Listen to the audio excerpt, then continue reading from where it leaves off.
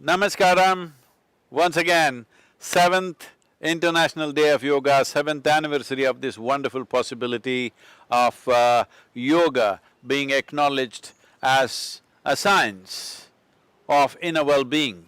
Not a religion, not a belief system, not a philosophy or ideology, but the science of inner well-being. As there are sciences for external well-being, this is a science for inner well-being. On this day, over 15,000 years ago, Adi Yogi turned south. As the sun's trajectory in relation to the planet turns south on this day, it's called the summer solstice. On this day, he turned south and began to propound the science of yoga. So this is a day that's been declared as International Day of Yoga. This particular International Day of Yoga is more significant than ever before, simply because of the pandemic. We have realized as a generation of people how our lives can be just turned upside down. All of a sudden, without warning, the pandemic.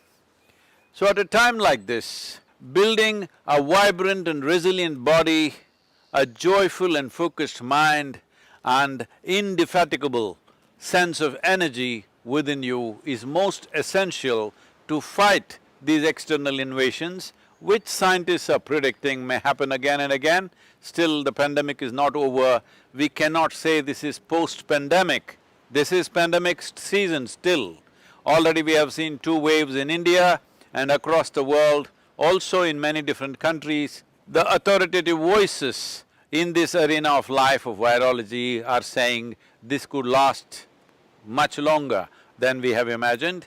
So, it's extremely important that we build a system, we build a body which is resilient and a mind which is balanced and exuberant, so that we can go through these rigors of life with least amount of distortions to our lives.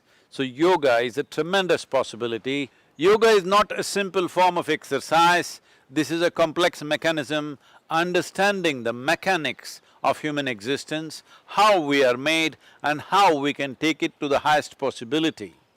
The word yoga literally means union. That means we consciously obliterate the boundaries of our individuality to know the universal nature of our existence, how being here as a tiny little piece of life that we are in this cosmos, we are capable of experiencing the cosmos. Being here in this moment of time, we are capable of experiencing the eternal nature of this existence. This is a possibility that India offers to the rest of the world. Well, of course, there are health benefits, there are various other aspects that even to fulfill the United Nations Sustainable Development Goals, this can be a very effective tool. Healthcare should go. Health and well-being, we must understand, can only come from within us. Doctors and scientists can help us when we are sick. But health is not something that'll ever come to us from a doctor or a medical professional. It is something that has to come from within us. If we understand this, health does not mean just being disease-free, health means you're at the peak of life. In terms of body, in terms of mind, in terms of emotions and energies, you are at the very peak possibility of your existence. This is health, and we should not aim for anything less than that. Yoga has this potency, yoga has the necessary science and technology to deliver you there.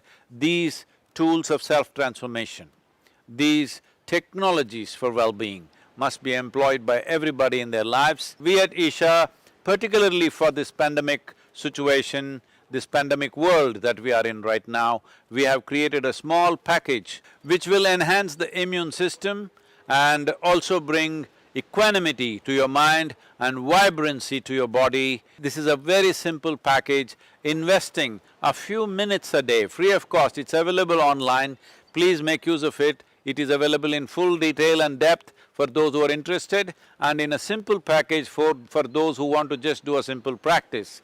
It is available everywhere, free of cost, and dedicated volunteers are always on call to attend to these possibilities with you, and make sure that you benefit from this. Every human being on this planet should make use of it. It's my wish and my blessing. Every one of you should bring in some aspect of yoga into your life and live a complete life. It doesn't matter, pandemic has come our way, that is the reality, but we have to come on top of this. We have to come out successfully out of this situation, not be crushed by this situation. We as human beings are capable of this. I will once again repeat that this time around, this pandemic, the sole carrier of this virus is the human being. So if human beings are into some sense of yoga, that means they have become more conscious, not a compulsive life. If this happens, controlling and restraining the pandemic, stopping it in its tracks is very much in our hands. Let's make it happen. Let's take this stand on this International Day of Yoga. We will bring yoga into our life and definitely beat the virus.